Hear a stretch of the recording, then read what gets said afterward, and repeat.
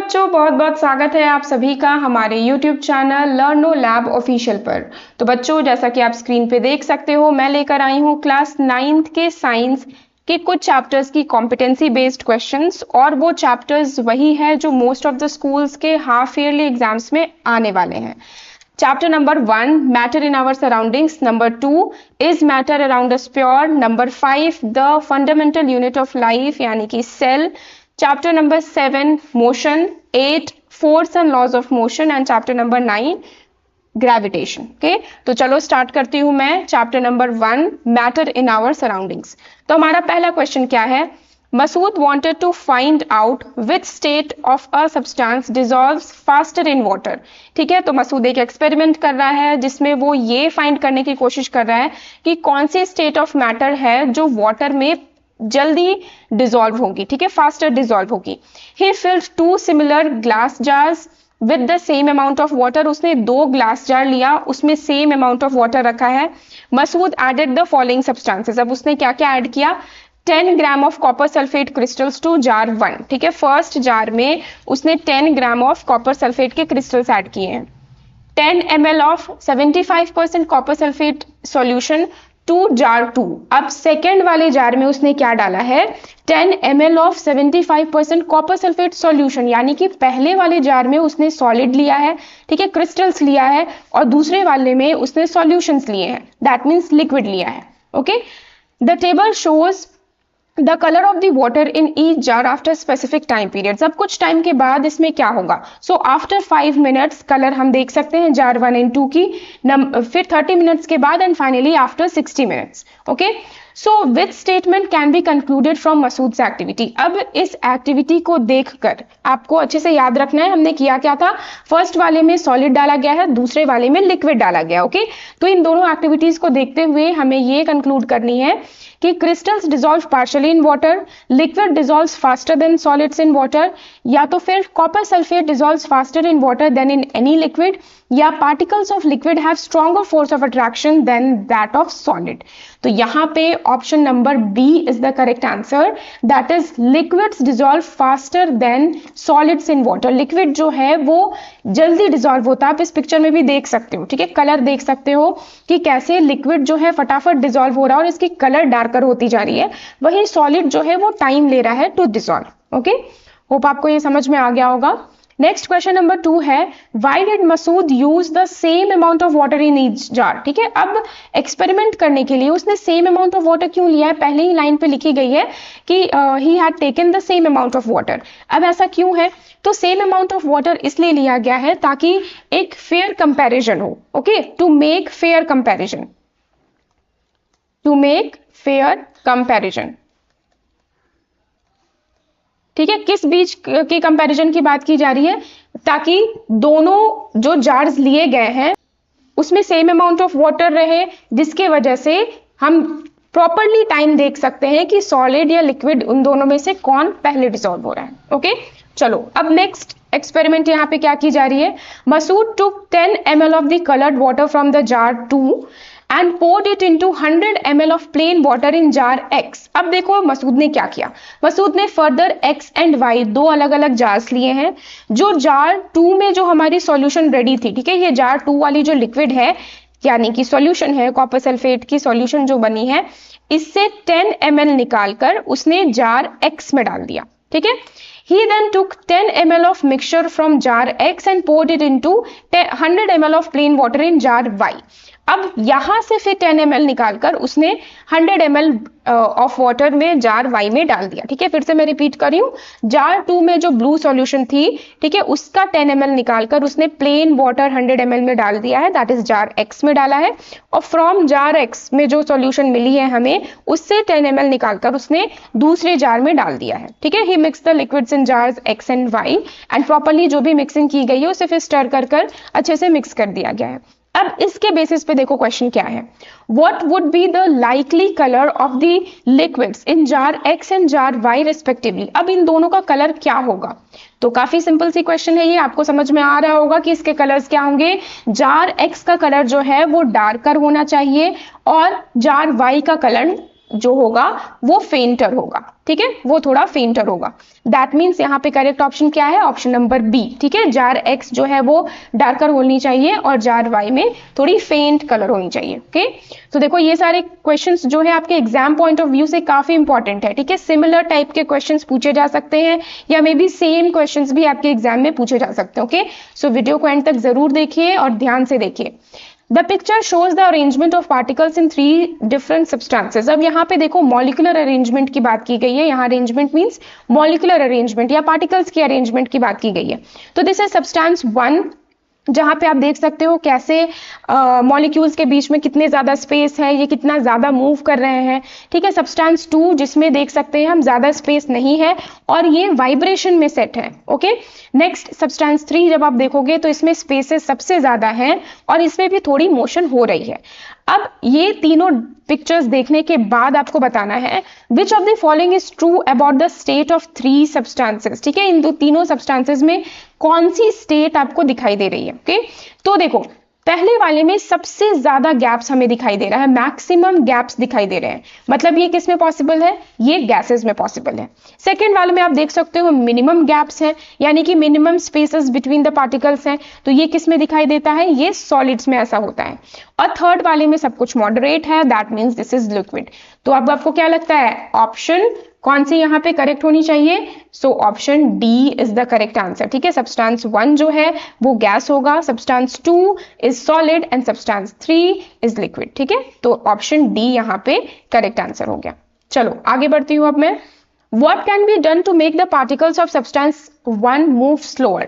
अब देखो जैसा अभी मैंने कहा था ना कि substance 1 में क्योंकि स्पेसेस ज्यादा है, पार्टिकल्स में एनर्जी ज्यादा है, जिसकी वजह से वो फास्टर मूव करे, मतलब इन तीनों में फास्टेस्ट मूव करे, सबसे ज्यादा मूव कर रहे हैं, ठीक है।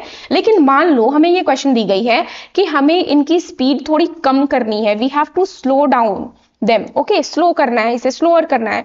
तो हम कैसे कर सकते हैं, एक काम हम कर सकते हैं, या तो हम इसमें प्रेशर अप्लाई कर सकते हैं या दूसरा काम हम कर सकते हैं इसमें हम टेम्परेचर लो कर दें, ठीक है। तो हमारे पास 2 ऑप्शंस है, आप क्या कर सकते हो, ठीक है। What can be done to make them slower, so first is either increase the pressure, ठीक है, इंक्रीज द प्रेशर, या तो आप प्रेशर बढ़ा दो या तो फिर decrease the temperature, okay, decrease the temperature, temperature decrease कर दो। तो इन दोनों में से आप कोई एक भी करोगे तो यहाँ पे ये जो सब्सटेंस है उसके पार्टिकल्स स्लो हो जाएंगे, ठीक है। ऐसा क्यों होगा, क्योंकि पार्टिकल्स जो है वो थोड़े नजदीक आ जाएंगे, नजदीक आने की वजह से उनकी स्पेसेस कम होगी, एनर्जी भी कम होगी और देयरफॉर वो स्लो मूव करेंगे, ओके। नेक्स्ट क्वेश्चन है, Tina found a syringe in her science lab, the mouth of the syringe was closed with a rubber कॉक, ठीक है। आप देख सकते हो रबर कॉक से इसकी माउथ जो है, सिरिंज की माउथ है, इसे क्लोज कर दी गई है। Tina try to press the piston of the syringe as much as possible, और ये पिस्टन को ऐसे प्रेस कर रही है। अब इसके अंदर क्या है, देखो इसके अंदर हमें कुछ भी दिखाई नहीं दे रहा है, मतलब इसमें गैस है या कह सकते हो एयर है, ओके। अब देखो क्वेश्चन क्या है, Tina found that it was difficult to press the piston as it move deeper, ठीक है। जैसे जैसे हम इसे नीचे की तरफ प्रेस कर रहे हैं ना, इसे प्रेस करना और भी ज्यादा मुश्किल होता जा रहा है, okay. Explain the reason with reference to change in space between the particles. अब ऐसा क्या हो रहा है, क्यों हो रहा है, मतलब सबसे पहले तो ये बात है कि अब प्रेस करने पे, डीपर जाने पे वो डिफिकल्ट क्यों होता जा रहा है। दूसरी बात ये है कि हमें ये पूछी गई है कि जो चेंज इन स्पेस है पार्टिकल्स के बीच में, उसे हमें एक्सप्लेन करनी है विथ रीजन, ठीक है। तो मैं बता दूं, जब हम इसे प्रेस कर रहे हैं मतलब हम क्या कर रहे हैं, प्रेशर इंक्रीज कर रहे हैं, ठीक है। प्रेशर इंक्रीज करने पे अभी जस्ट हमने देखा ना कि जो पार्टिकल्स है वो एक दूसरे से नजदीक आ जाएंगे, दे विल कम क्लोजर, ठीक है। नजदीक आने के वजह से फिर अब इनमें और ज्यादा हम प्रेशराइज नहीं कर सकते क्योंकि पार्टिकल्स काफी ज्यादा क्लोज है, जो गैप्स है इनके बीच की, जो इंटरमोलिकुलर स्पेसेस है वो काफी कम होते जा रहे हैं, दे आर गेटिंग डिक्रीज्ड, ठीक है। तो अब हमें रीजन आउट करना है इसमें, ठीक है। तो सबसे पहले हमें बताना है कि चेंज इन स्पेस क्या हो रहा है, तो हम क्या लिखेंगे, the space between the particles decreases, और इसके रीजन क्या है, as there is increase in pressure, as there is increase in pressure, ठीक है। प्रेशर इंक्रीज होने की वजह से ये पार्टिकल्स जो है वो उनके बीच की स्पेस डिक्रीज होती जा रही है, ओके। नेक्स्ट क्वेश्चन नंबर 7 देख लो। Tina found 3 more syringes of the same size closed with rubber कॉक। 3 यहाँ पे फिर से वैसे ही सेम सिरिंज है, तीनों को रबर कॉक से या रबर स्टॉपर से उसके माउथ को बंद कर दिया गया है। She took pistons out of the syringes and field them with coconut oil, sawdust and cotton. ठीक है, पहले वाले में कोकोनट ऑयल डाला है उसने, दूसरे में सॉडस्ट डाला है, तीसरे में कॉटन डाला है। Tina close the end of the syringe with piston, और तीनों पिस्टन्स को उसने वापस बंद कर दिया। She then tried to press the piston of each syringe as much as possible, और ये अब इन तीनों पिस्टन्स पे फोर्स अप्लाई कर रही है, मतलब she is pressing it, force कहो या प्रेशर कहो, प्रेशर अप्लाई कर रही है। ओके, तो अब ये पूछा जा रहा है arrange the syringes in increasing order of difficulty two of pressing the pistons. अब देखो क्या ऐसा होगा कि ये फटाफट नीचे चला जाएगा जैसे ही हम उसे प्रेस करेंगे, क्या ये पिस्टन जो है इजीली नीचे जा सकता है? नो, डिफिकल्टी लेवल्स जो होंगे वो अलग अलग होंगे। ठीक है, जैसे सबसे इजीली कौन प्रेस हो जाएगा? तो सबसे इजीली कोकोनट ऑयल प्रेस हो जाएगा, बिकॉज ये लिक्विड है। ठीक है, ये लिक्विड है, इसमें जो पार्टिकल्स के स्पेसेस होंगे वो थोड़े ज्यादा होंगे, और क्योंकि इनके पास स्पेस है तो हम इसे प्रेस कर सकते हैं, हम इनमें प्रेशराइज कर सकते हैं, जिसकी वजह से पार्टिकल्स थोड़े नजदीक आ जाए। दूसरा है सॉडस्ट, जो एक सॉलिड है, वो भी कैसा सॉलिड है? ये एक हार्ड सॉलिड है। अगर ये हार्ड सॉलिड है तो इसके बीच के स्पेसेस जो हैं, पार्टिकल्स के बीच के स्पेसेस, इंटर पार्टिकुलर स्पेसेस जो है वो बहुत कम होंगे, सबसे कम होंगे, जिसके वजह से इसे प्रेस करना सबसे ज्यादा डिफिकल्ट होगा। नेक्स्ट है कॉटन। कॉटन भी सॉलिड है but this is soft solid. ठीक है, दिस इज सॉफ्ट सॉलिड। तो सॉफ्ट सॉलिड मतलब इसमें थोड़े बहुत स्पेसेस जरूर खाली होंगे, या कॉटन को आपने खुद भी देखा है उसके अंदर एयर प्रेजेंट होते हैं। ठीक है, फ्लफी होती है वो। दैट मीन्स कि सबसे ज्यादा डिफिकल्ट कौन है? सॉडस्ट है, उसके बाद कॉटन है, और उसके बाद कोकोनट ऑयल है। तो यहाँ पे हमें इंक्रीजिंग ऑर्डर पूछा गया है। इंक्रीजिंग ऑर्डर मतलब सबसे कम डिफिकल्टी किसकी होगी? तो सिरिंज 1 की होगी, फिर सिरिंज 3 की होगी, और फिर सिरिंज 2। तो वेरी केयरफुली आपको आंसर करनी है। अगर इंक्रीजिंग पूछा गया है तो option C will be the answer. ठीक है, ऑप्शन सी आपका आंसर होगा, यानी कि सिरिंज 1 को प्रेस करना सबसे इजी है, फिर 3 एंड फिर 2। अगर डिक्रीजिंग पूछा जाता तो आप उल्टा आंसर देते, दैट इज 2 3 1। ओके, सो आपको केयरफुली क्वेश्चन रीड करनी है। नेक्स्ट है मधु poured 100 ml of water to each of the 4 different glass vessels. She kept the 4 vessels under the sun. Madhu noted the time taken for the water in each vessel to evaporate completely. अब देखो क्या किया जा रहा है यहाँ पे। इस एक कंटेनर, डिफरेंट टाइप्स की कंटेनर ली गई है, आप देख सकते हो। डिफरेंट उसके जो क्रॉस सेक्शन है या सरफेस है वो अलग अलग है। ठीक है, सिलेंड्रिकल इन शेप है बट अलग अलग क्रॉस सेक्शन है, चौड़े हैं, कुछ पतले हैं, नैरो एंड वाइड है। ओके, और इसे धूप में रखा गया है। तो जब हम वेसल ए की बात करें तो time taken for water to evaporate, पूरे वाटर इवेपोरेशन कब हो रही है? 4 आवर्स में हो रही है। दूसरे वाले में 6 आवर्स में हो रही है। थर्ड वेसल में it is taking only 2 hours, और फोर्थ वेसल्स में 8 आवर्स लिया जा रहा है। ओके, तो आपको क्या लगता है यहाँ किसके वजह से ये इवेपोरेशन में डिले हो रहा है? Because same amount of water लिया गया है इन 4 वेसल्स, सेम सन के नीचे, सेम अमाउंट ऑफ हीट के नीचे इन्हें रखा गया है, लेकिन फिर भी अलग अलग टाइम क्यों ले रहे हैं? Okay, so which of these questions can be answered based on the results of Madhu's activity? Does the rate of evaporation of liquid depends on its surface? Does it depend on the surrounding temperature? Does it depend on the material of the container? And does it depend on the amount of moisture in air? तो मैं सबसे पहले बता दूं, अगर आपसे पूछा जाए कि what are the factors of evaporation, ठीक है, ध्यान से सुनना जो मैं बता रही हूं। अगर factors of evaporation पूछा जा रहा है तो ये सारे सही है, मतलब ये सारे फैक्टर्स हैं। सरफेस एरिया भी फैक्टर है फॉर इवेपोरेशन, उसके रेट को वो मेजर करता है।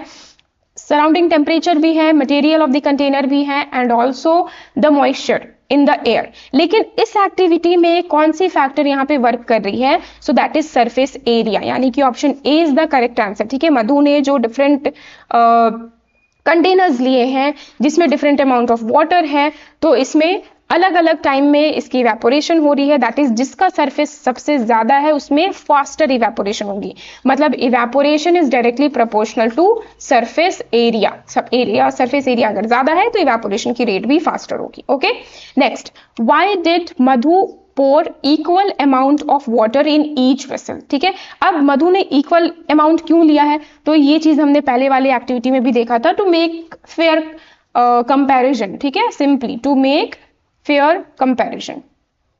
ओके ओके, चलो आगे बढ़ती हूं अब मैं। Cotton clothes are comfortable to wear in summers, which features of cotton explains why cotton is comfortable to wear in summers. अब आपको भी अच्छे से पता है कि कॉटन क्लोथ्स जो है हम जनरली समर में पहनते हैं, गर्मियों के टाइम पहनते हैं, तो क्यों कॉटन क्लोथ्स पहनना कंफर्टेबल होता है। ओके, सो आपको आंसर करनी है on the basis of yes and no. Why cotton clothes are comfortable to wear in summers? So first is cotton has strong fabric। ठीक है, क्या cotton strong fabric है? No, ये reason नहीं है। ठीक है, it is a strong fabric, लेकिन यहाँ पे जो क्वेश्चन हमसे पूछी गई है कि कंफर्टेबल क्यों है समर्स में पहनना, इसके लिए प्रॉपर रीजन नहीं है। So no. Okay, second, cotton is a natural fibre. ये बात सही है कि कॉटन एक नेचुरल फाइबर है, लेकिन इसका रीजन ये भी नहीं है। Third is cotton absorbs water and has pores. Cotton water या एब्जॉर्ब करता है, यानी कि हमारी स्वेट को एब्जॉर्ब करेगा।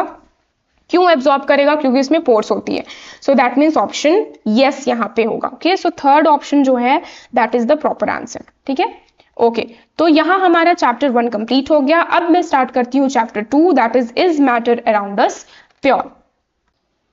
क्वेश्चन नंबर 1 आप देख सकते हो, इससे पहले यहाँ पे एक टेबल दी गई है। The table shows the processes required to separate different mixtures in 4 separate jars. ठीक है, तो 4 जार्स लिए गए हैं और यहाँ पे कुछ सेपरेशन टेक्निक्स बताई गई है, जैसे distillation, filtration, evaporation and sublimation.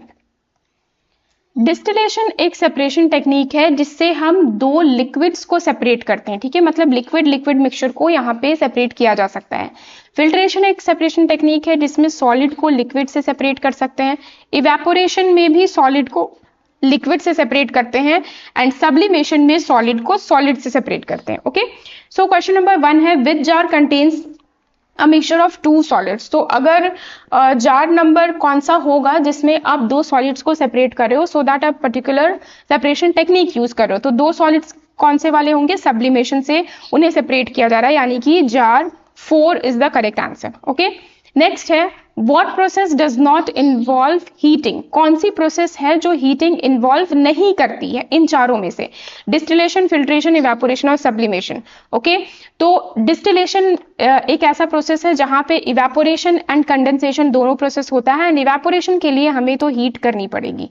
Okay, next evaporation, जैसा अभी कहा मैंने, इवेपोरेशन के लिए हीट करनी पड़ती है। सब्लिमेशन में कभी कभी हम डायरेक्ट हीट नहीं करते हैं, लेकिन कभी कभी हमें हीट करना पड़ता है। और जो मैं कह रही हूँ डायरेक्ट हीट नहीं करते, बट वो एब्जॉर्ब जरूर करता है, वो टेम्परेचर को इंक्रीज जरूर करता है, या ये कहो वो हीट एब्जॉर्ब जरूर करता है, यानी कि यहाँ पे भी heat transfer is included. Okay, but filtration जब हम देखें तो फिल्टरेशन में कोई ऐसी बात नहीं है कि आपको हीट करना होगा। जैसे आप सिंपल एक एग्जांपल अगर मैं ले रही हूँ, अगर आप चाय को उसके चाय के पत्तियों से सेपरेट कर रहे हो, मतलब टी को टी लीव से सेपरेट कर रहे हो, फिल्टर कर रहे हो, तो आपको जरूरी नहीं है कि वो उससे हीट करना होगा पहले। Okay, so that means filtration does not required any heating. Okay, next देखो, टीना passes light beam through 2 liquid mixtures in separate glasses.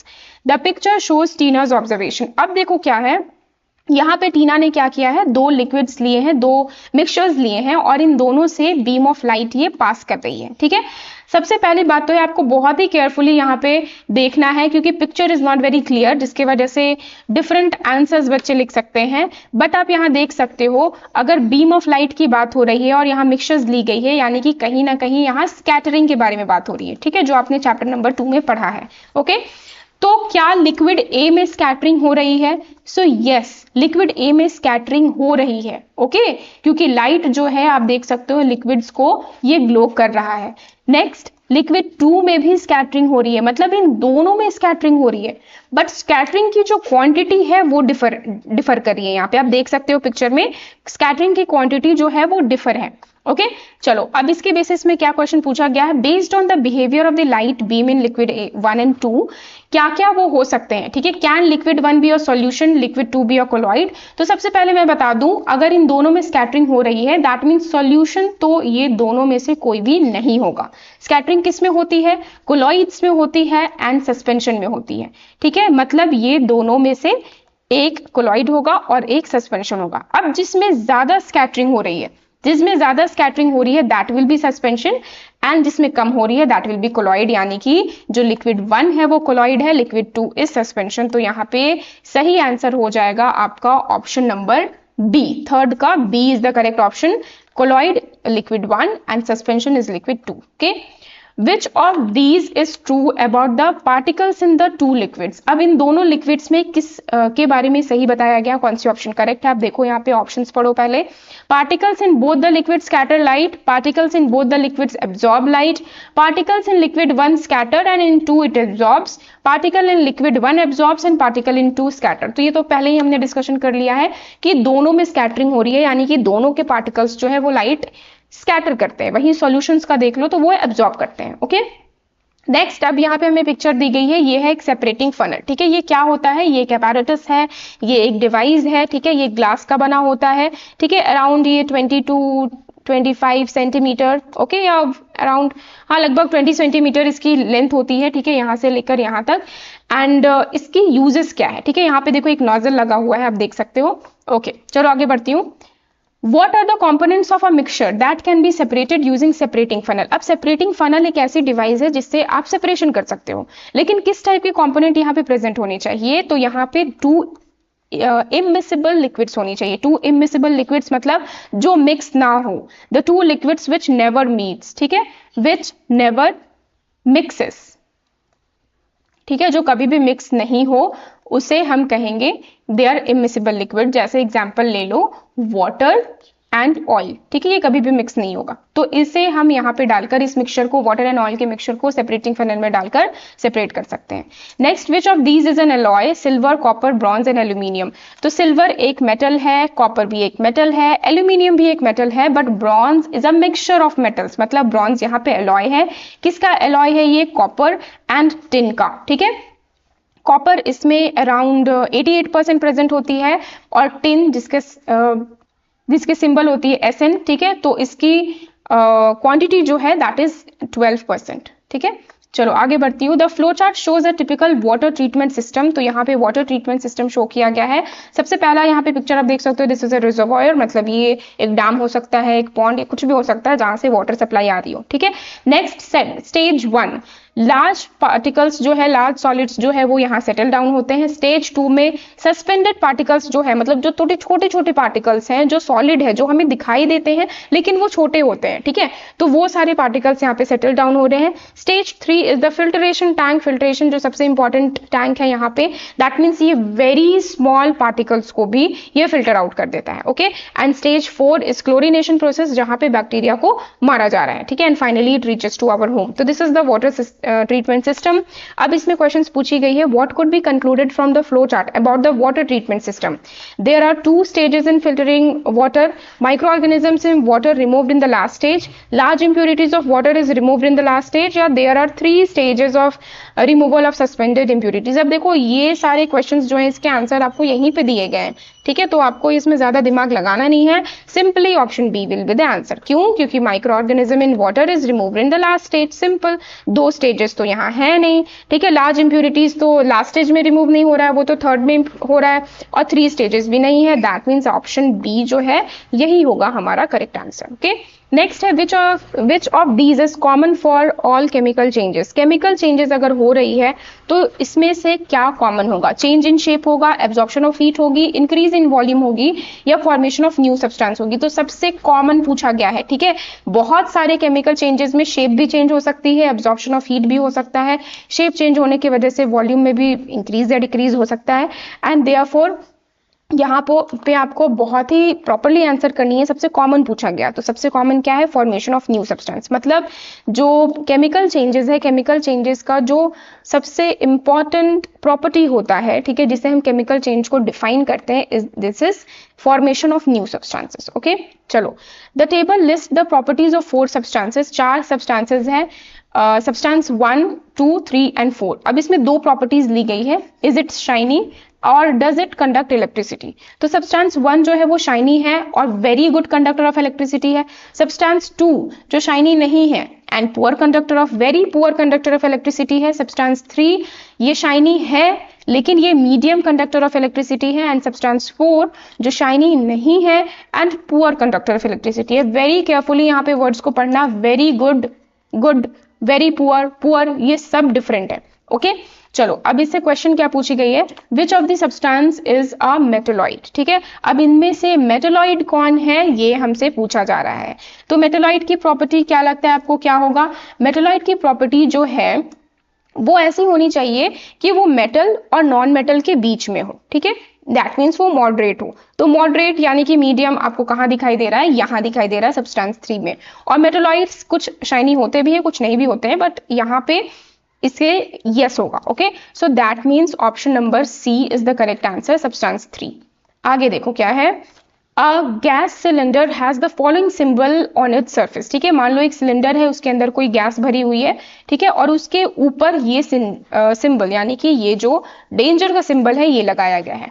तो ये क्या है, अब देखो डेंजर लिखा हुआ है, नीचे यहाँ पे एक चीज भी बनाई गई है, दैट इज एक फ्लेम है, एक आग जलता हुआ दिखाई दे रहा है। तो इससे हम क्या प्रिडिक्ट कर सकते हैं, ठीक है, which property of gas is presented by the symbol.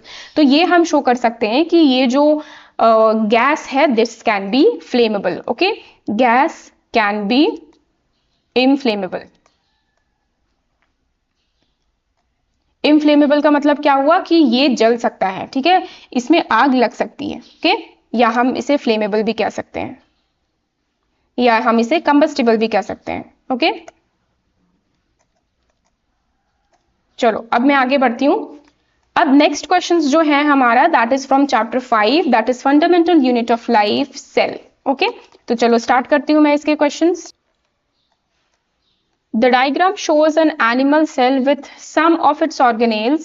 X is also a cell organelle. ठीक है, अब देखो यहाँ पे तो लिखा हुआ है this is an animal cell, but आपको फिर भी मान लो यहाँ ये मेंशन नहीं किया जाता कि which type of cell is this, तो आपको खुद से ये पहचानना होगा। ठीक है, एनिमल सेल क्यों है, क्योंकि इसकी शेप जो है वो रफली स्फेरिकल इन शेप है।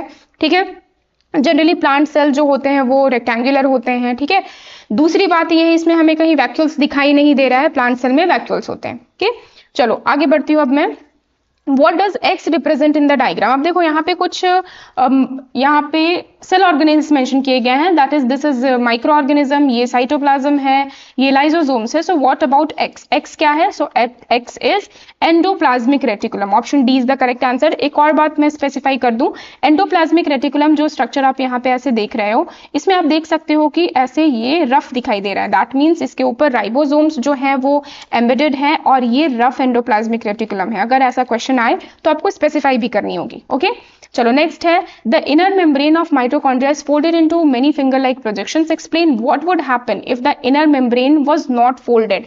मतलब माइटोकॉन्ड्रिया की स्ट्रक्चर कुछ ऐसी होती है, जैसे ये हो गया उसकी आउटर कवरिंग, और जो इनर कवरिंग है it is somewhat like this.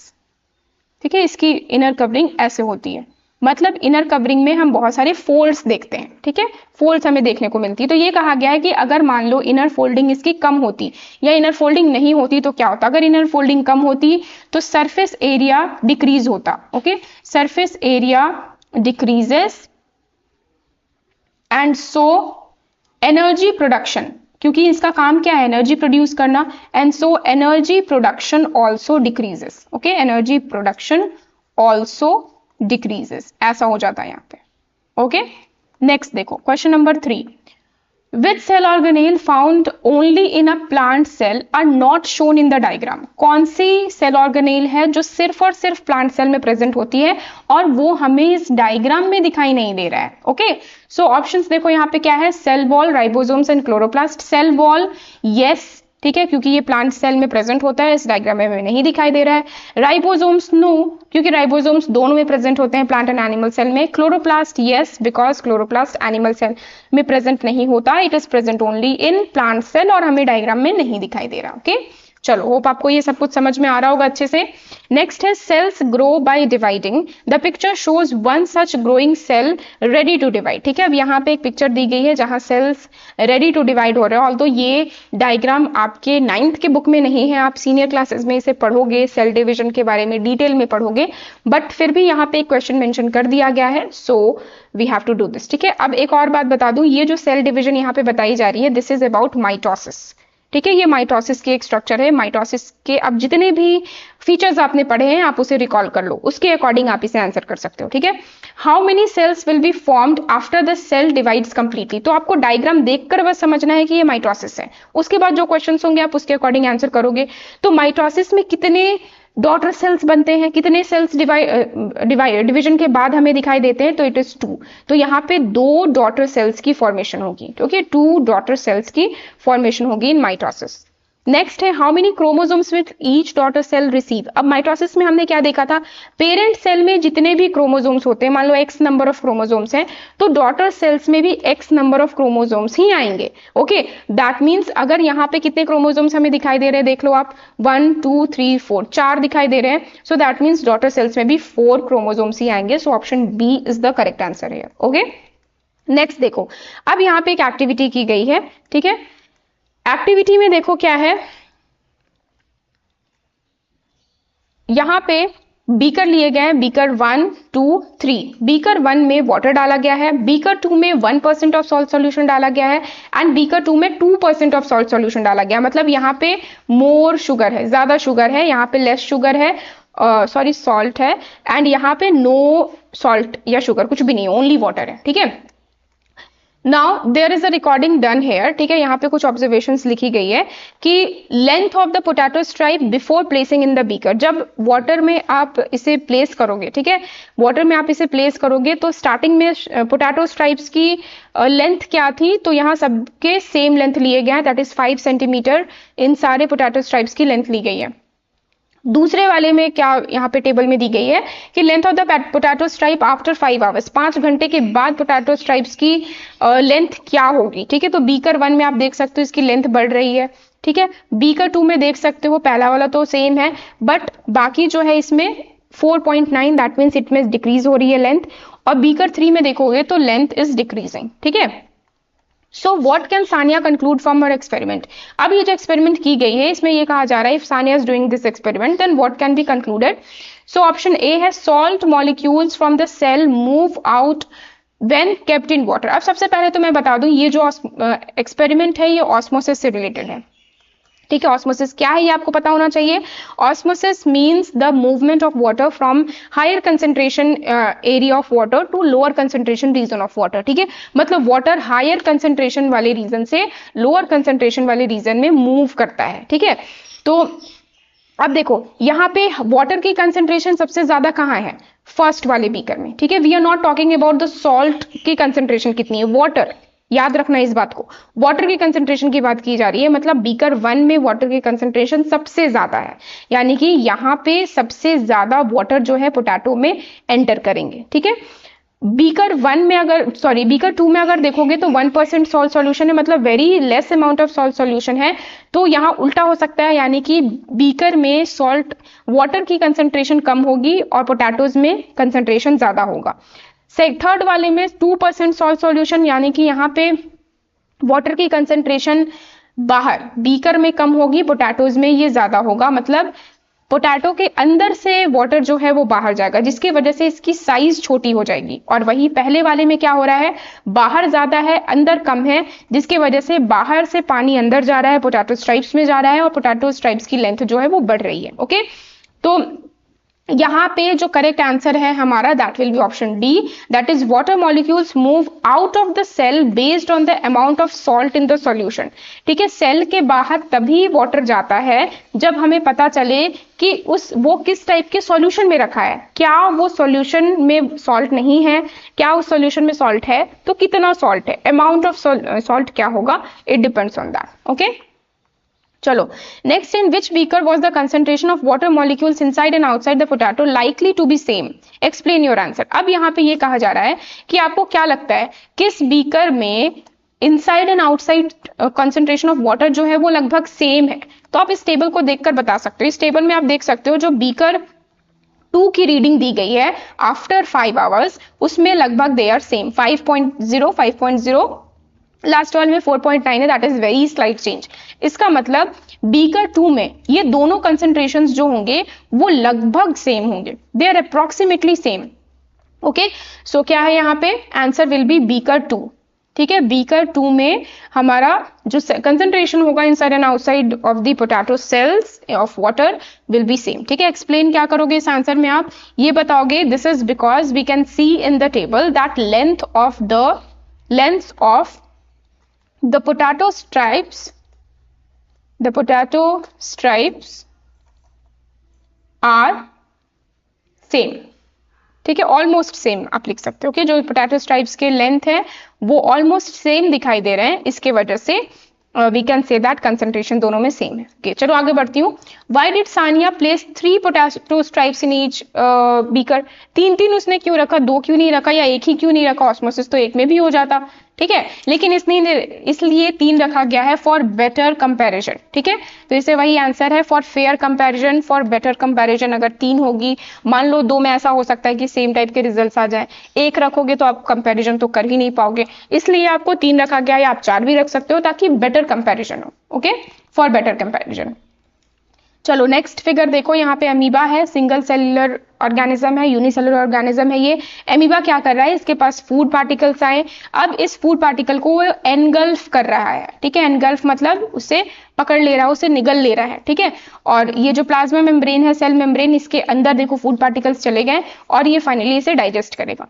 So which of these properties qualifies amoeba as eukaryotes? अब सबसे पहले मैं बता दूं व्हाट आर यूकैरियोट्स। तो यूकैरियोट्स ऐसे ऑर्गेनिजम्स होते हैं जिनके पास न्यूक्लियर मेम्ब्रेन प्रेजेंट होता है, न्यूक्लियर मेम्ब्रेन इज प्रेजेंट, ठीक है, न्यूक्लियर मेम्ब्रेन जिनमें प्रेजेंट होता है, या कह सकते हो न्यूक्लियस जिसमें प्रोमिनेंट है, दे आर यूकैरियोट्स। प्रोकैरियोट्स जिनमें न्यूक्लियस मेम्ब्रेन नहीं प्रेजेंट है, और वो कौन होते हैं, वो बैक्टीरिया और होते हैं और कुछ एल्गी होते हैं। बाकी जितने भी ऑर्गेनिजम्स है इस पूरे यूनिवर्स में ऑल आर यूकैरियोट्स, ठीक है।